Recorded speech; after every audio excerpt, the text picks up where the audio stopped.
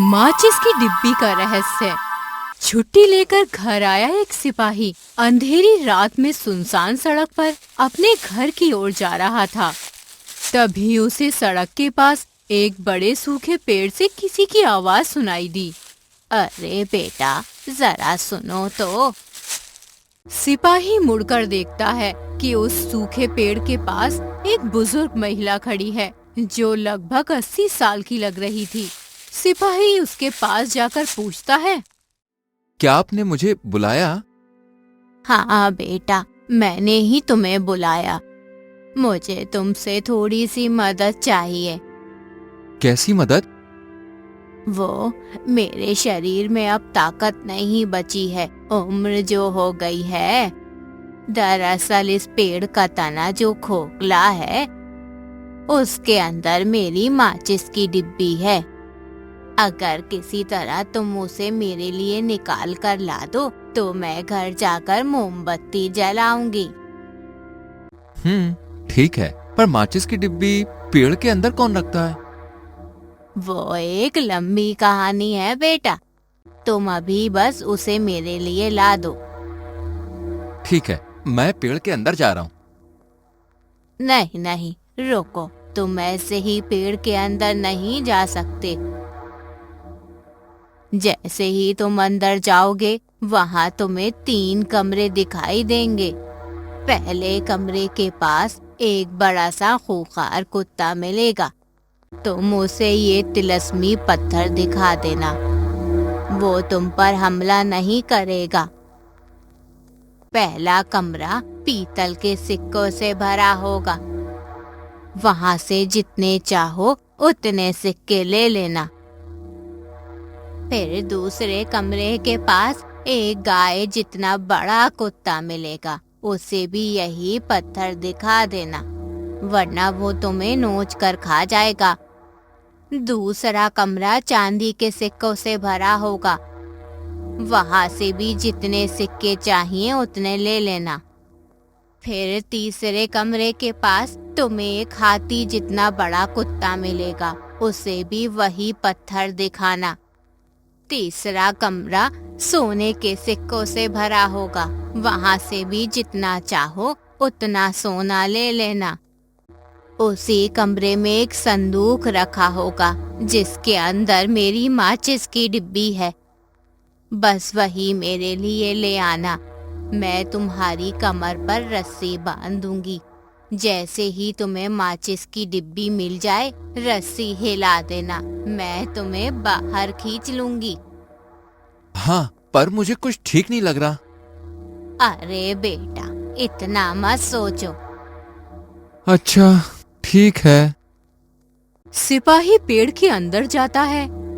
अंदर जाते ही उसे पहला कमरा दिखाई देता है, जहाँ एक खूंखार कुत्ता उसे देखकर जोर जोर से भौंकने लगता है।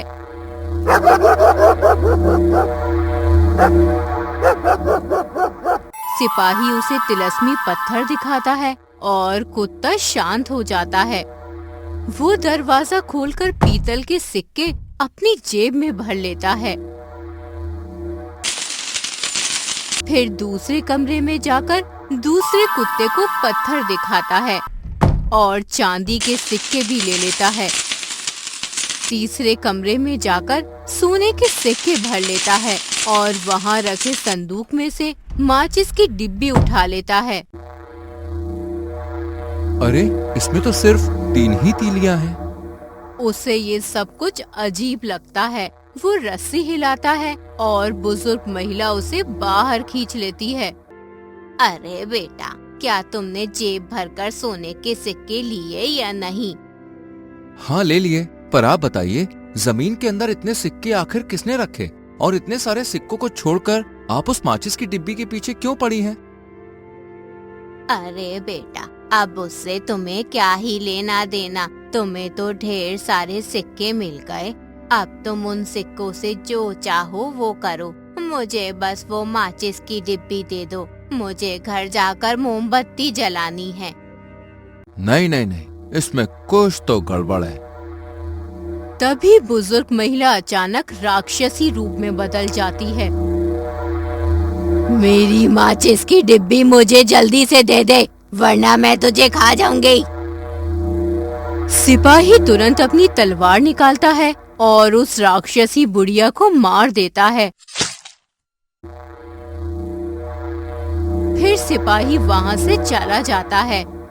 अब वो बहुत अमीर बन चुका था, वो जो चाहे खरीद सकता था। उसने अपनी सिपाही की नौकरी छोड़ दी, अपने गांव में एक बड़ा सा महल बनवाया, नौकर चाकर रखे और पूरे ऐशो आराम से जिंदगी गुजारने लगा। लेकिन ऐशो आराम की जिंदगी जीते जीते कुछ ही दिनों में उसके सारे सिक्के खत्म हो गए और वो सड़क पर आ गया। उसने वो तिलस्मी पत्थर भी कहीं खो दिया था, जिसके कारण वो दोबारा उस पेड़ के अंदर जाकर सिक्के नहीं ला सकता था। उसे उधार में कोई एक फूटी कौड़ी भी नहीं दे रहा था। वो पछतावे में डूब गया।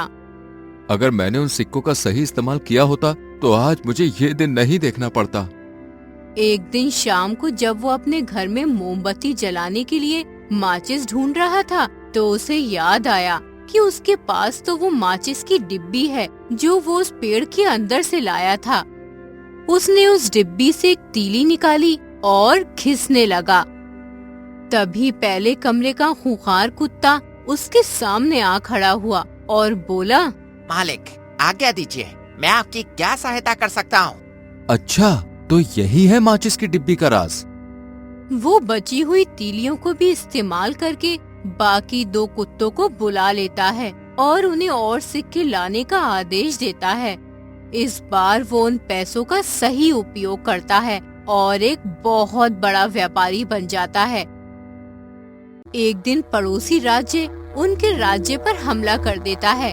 सिपाही अपने तीनों कुत्तों के साथ युद्ध में जाता है और शत्रु सेना को पराजित कर देता है। इस वजह से राजा बहुत प्रसन्न होते हैं और वो राजकुमारी का विवाह उस सिपाही से कर देते हैं। साथ ही सिपाही को अपने राज्य का राजा बना देते हैं और इस तरह सिपाही राजा बनकर राजकुमारी के साथ खुशी खुशी जिंदगी जीने लगता है। ऐसी ही और मजेदार कहानियों के लिए हमारे चैनल फॉक्स टून्स हिंदी को सब्सक्राइब कीजिए।